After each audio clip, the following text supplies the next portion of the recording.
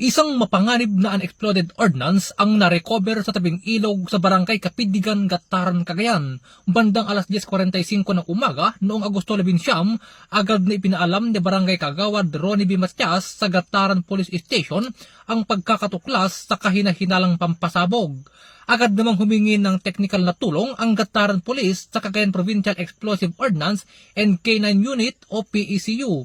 Bandang 1:30 ng hapon, nagtungo sa lugar ang pinagsanib na tauhan ng Gataran Police Station at Cagayan PECU para sa retrieval operation.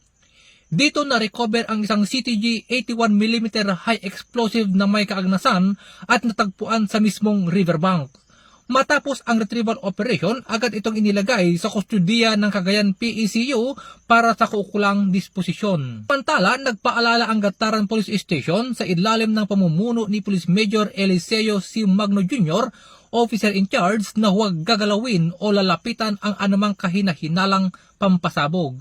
Kahit pa ito ay may kaagnasan, maaari pa rin itong sumabog at magdulot ng malubhang pinsala.